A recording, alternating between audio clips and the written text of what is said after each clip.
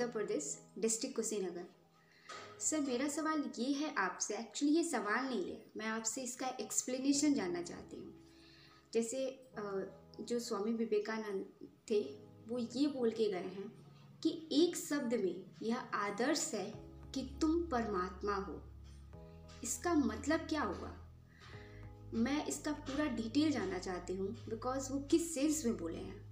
और मेरा दूसरा क्वेश्चन ये है कि जैसे हम माना जाता है कि स्वामी विवेकानंद जो थे वो बुक को हाथ में लेते ही उसका पूरी इन्फॉर्मेशन उनको याद रह जाता था इवन। तो क्या ऐसा कुछ टेक्निक है कि आप हमसे शेयर करें कि हम स्टूडेंट जो बहुत ज़्यादा बर्डन ढोते हैं कि एक ही कॉन्सेप्ट को याद करने के लिए हमें बार बार रिवाइज करना पड़ता है, कि हम अपनी फोकस को उस लेवल पे बढ़ा सके कि हम भी अगर बुक टच करें, नॉट एवरी कॉन्सेप्ट बट हाँ अगर एक बार पढ़ भी रहे हैं तो हमेशा याद रहे। ऐसी लेवल की फोकस हम कैसे एनहांस करें अपने अंदर। और तीसरा क्वेश्चन ये है मेरा कि हम अपनी स्टडी में विजुअलाइजेशन टेक्निक को कैसे अप्लाई करें। लाइक हम क्या चीज़ें विजुअलाइज करें? क्या केवल सक्सेस को विजुअलाइज करें या फिर उस प्रोसेस को विजुअलाइज करें? क्योंकि कहीं ना कहीं तो भगवत गीता में ये लिखा गया है कि कर्म करो, फल की प्रतीक्षा मत करो।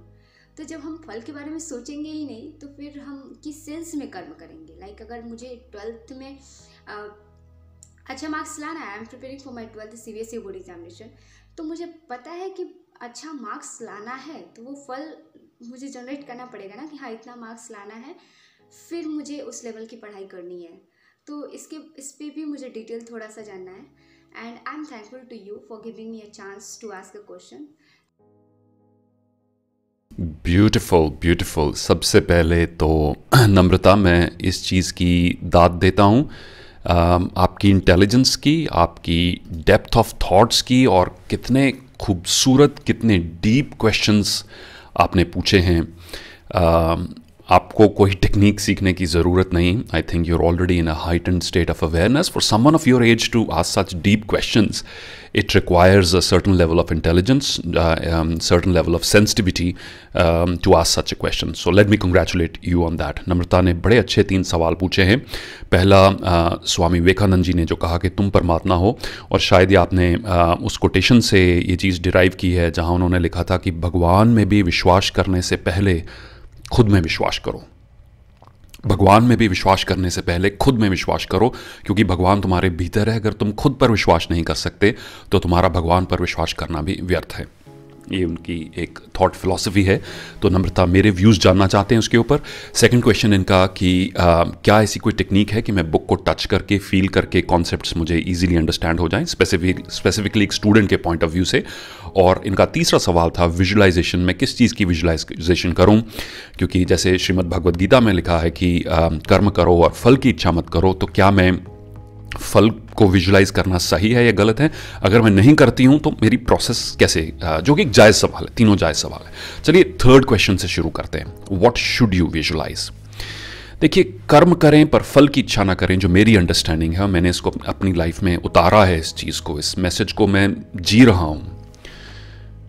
क्योंकि काफ़ी बार ये सवाल उठते हैं नम्रता, काफ़ी बार रिकमेंडेशंस आती हैं, सर अब ये कर लो तो और बहुत पॉपुलर हो जाओगे, सर वो फलाना पर्सन आपसे बाद में आया, बड़ा पॉपुलर हो गया, सर उसके वीडियोस के इतने व्यूज़ हैं, आपके इतने नहीं, आप ये चीज़ ट्राई करो, वो चीज़ ट्राई करो। तो मेरा उसमें सिंपल बड़ा एक जवाब, बड़ा सिंपल सा ये खुद को होता है, मुझे एक ही चीज़ ट्राई करनी है और नए नए ढंग से ट्राई करनी है, और वो है मुझे सेवा अच्छे से कैसे करनी है। पॉपुलैरिटी पे मेरा ध्यान नहीं है, उसको कैसे बढ़ाना है ये मेरी चिंता नहीं है। तो ये मेरे लिए अर्थ है इस भगवद गीता के इस उपदेश का कि कर्म करो पर फल की इच्छा मत करो। तो यहां मेरा ये है कि रोज मैं जब ऑफिस आता हूं, मेरे माइंड में सबसे ऊपर जो चीज़ होती है वो ये नहीं होती मुझे और पॉपुलर कैसे बनना है। यार आज ऊपर वाले की कृपा से 1.2 मिलियन सब्सक्राइबर हैं, कल को 12.2 हो जाएंगे तो भी मैं तैयार होकर ऑफिस ही पहुंचूंगा ना, जिंदगी बदल तो नहीं जाएगी।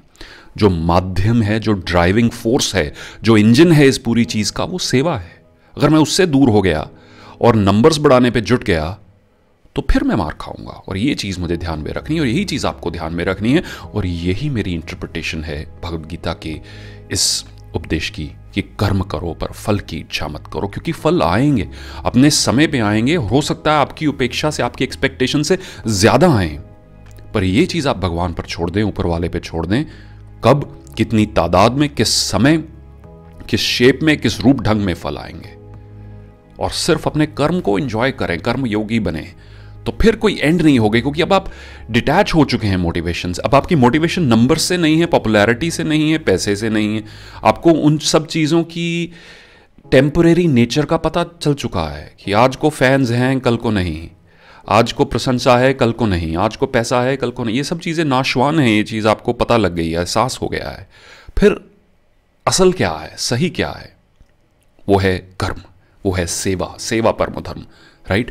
सो that is my interpretation, and as a student आप इस चीज़ को यूज़ करें। अगर आप प्रोसेस एंजॉय कर रहे हैं पढ़ने की, तो खुद ब खुद आपके रिजल्ट अच्छे आएंगे। हो सकता है क्योंकि हमारा एग्जामिनेशन सिस्टम, मैं हर बार कहता हूं, इंटेलिजेंस को नहीं, मेमोरी को टेस्ट कर सकता है। हो सकता है जिसकी मेमोरी, जिसने रट्टा अच्छा मारा हो सकता है उसके मार्क्स आपसे अच्छे आ जाएं, पर जीवन मार्क्स तक सीमित नहीं है। लाइफ में सक्सेस, एग्जामिनेशन की सक्सेस, इनका कोरिलेशन नहीं है। जो एग्जाम में कामयाब होता है ज़रूरी नहीं वो ज़िंदगी में कामयाब हो। आपको कॉन्सेप्ट को समझना है। अगर आप प्रोसेस एंजॉय कर रहे हैं, खुद ब खुद रिजल्ट्स भी अच्छे आएंगे। रिजल्ट सिर्फ एग्जाम्स के नहीं, लाइफ के रिजल्ट्स अच्छे आएंगे। जहाँ तक बात रही विजुअलाइजेशन की, मैं हमेशा फीलिंग को विजुअलाइज करता हूँ नम्रता, और यही मैं आपको बताऊँगा।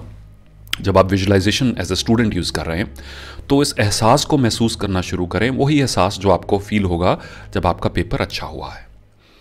जब आप जीवन में वो बन रहे हैं जो बनना चाहते हैं, तो आप कैसा महसूस करेंगे? तो लंबा सांस खींचें विजुअलाइजेशन में, कोई अच्छा म्यूजिक लगाएं, और वही फीलिंग्स फिर से अपने माइंड में, वही फीलिंग्स जगाने की कोशिश करें। अगर आप अपने सही रास्ते पर हैं, तो आपको संतुष्टि की, सेटिस्फैक्शन की, इनर जॉय की, इनर पीस की, और इनर नोइंग की जो फीलिंग है, जो ज्ञान है कि ये तो होना ही है, तो कितनी शांति और कितना ठहराव आ जाता है, वही चीज़ लाना शुरू करें। सो विजुअलाइजेशन में सबसे पावरफुल टूल है to generate the feelings. So this is what I will recommend you. ये आपके तीसरे सवाल का जवाब रहा।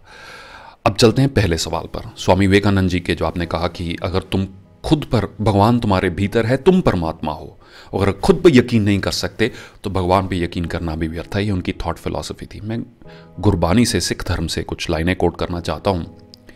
हर हर जन दुई एक है, बिब विचार कुछ नाही, जलते उपज तरंग ज्यो, जल ही बिखे समाई। मैं रोज पाठ करता हूं ना शाम को रहरस साहब का, तो उसमें ये लाइनें आती हैं। हर हर जन दुई एक है, हर यानी प्रभु और उसका जन, उसका सेवक, दुई एक हैं, ये दोनों एक हैं, बिब विचार कुछ नहीं, इस पे कोई वाद विवाद नहीं है। प्रभु और प्रभु का जो उससे उसका जो सर्वेंट है, ये दोनों एक हैं, इस पे कोई वाद विवाद नहीं। हर हर जन दुई एक है, बिब विचार कुछ नाही, जलते उपज तरंग ज्यो, जल ही बिखे समाई। जो तरंग है पानी की, वो जल से ही उपजती है और जल के बीच में ही समाती है। तो इस विचारधारा से भी मैं बिल्कुल सहमत हूँ और अपने जीवन में इसी चीज़ को फॉलो करता हूँ। डॉक्टर वेन डायर ने, उनकी एक मूवी आई थी द शिफ्ट, उन्होंने उनमें बड़ा अच्छा एग्जाम्पल दिया था। कहते मान लो कोई पर्सन पिज़्ज़ा खा रहा है, आपकी जनरेशन के लिए आपका एग्जाम्पल यूज़ कर रहा हूँ। पिज़्ज़ा खा रहा है, तो पिज़्ज़ा की छोटी सी स्लाइस हम निकालते हैं, तो उस छोटी सी स्लाइस को क्या कहेंगे हम नम्रता? उस छोटी सी स्लाइस को भी, वो है तो स्लाइस, बट वो किस चीज़ की स्लाइस है? पिज़्ज़ा की स्लाइस है, वो भी पिज़्ज़ा ही है, राइट? ये बड़ा खूबसूरत एग्जाम्पल डॉक्टर वेन डायर ने दिया था और मेरे दिमाग में बैठ गया।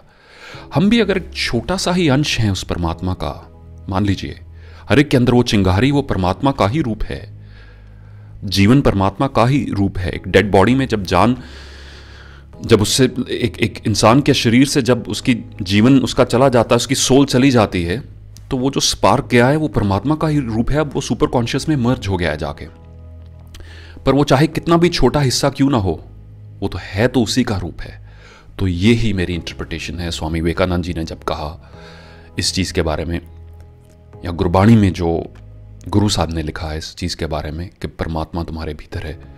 This is the meaning that with in us, all of us have that spark, that divine spark. वो चाहे कितना छोटा क्यों ना हो, पर है तो उसी का रूप। उसको पहचानना है, और उसको पहचानने के लिए we need to remove the conditioning.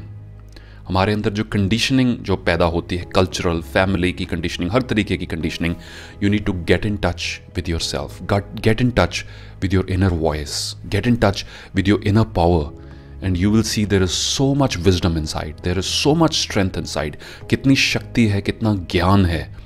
और वो जब बाहर की जो शोर शराबे को जैसे आप शांत करेंगे तो अंदर वो जो आपके जो भीतर की आवाज़ है, जो परमात्मा का ही रूप है, the more you will practice silence and meditation, the more you will be in touch with the divine and the almighty, the more you will be in touch.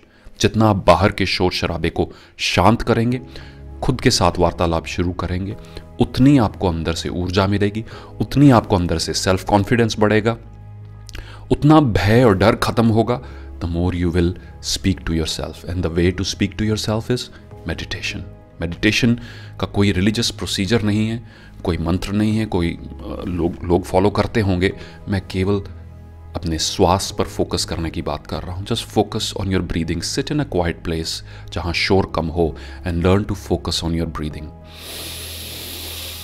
जब आप इनहेल कर रहे हैं और जब आप एक्सहेल कर रहे हैं, और सभी चिंताओं को, सभी थॉट्स को अगर आ रही हैं तो आप उनके अगेंस्ट फाइट मत करें, बट ध्यान फिर से अपना ब्रीदिंग के ऊपर लेकर आएँ। और जैसे जैसे आप इस शांति की स्टेट में और गहरे जाते जाएंगे, आप अनुभव करेंगे कि बाहरला जो शोर है वो आपके लिए इनसिग्निफिकेंट हो चुका है। और जैसे इस स्टेट को आप प्रैक्टिस करते हैं, you will go to the next step way you asked can I grasp concepts easily.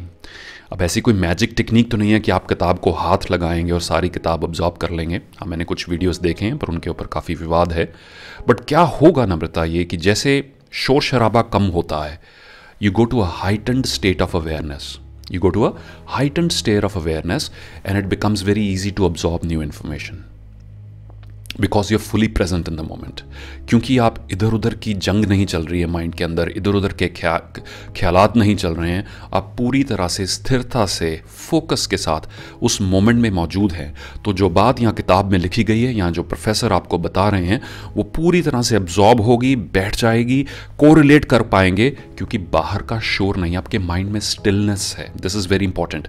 We have become a hyper stimulated generation, चाहे वो सोशल मीडिया के थ्रू है, चाहे शोर शराबा पहले से बढ़ गया है, ट्रैफिक की आवाज़ पहले से बढ़ गई है, हर तरीके से नॉइज़ पोल्यूशन बढ़ने के कारण people are not in touch with themselves.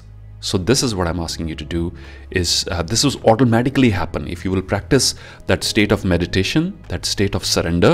जैसे जैसे आप मेडिटेशन में रहेंगे, अपने मन को शांत रखेंगे, you are more present in the moment, आपको नए कॉन्सेप्ट्स अब्जॉर्ब करना भी ईजी रहेगा। तो आशा है कि मेरा आंसर आपको अगर पूरी तरह से संतुष्ट नहीं कर पाया तो एटलीस्ट एक रास्ता दिखा पाया, ताकि आप खुद अपने जो मीनिंग है इन टीचिंग्स का, कभी सिंगल मीनिंग नहीं होता, हर व्यक्ति के लिए अलग अलग मीनिंग होता है, तो आप अपना मीनिंग भी ढूंढ पाएँ।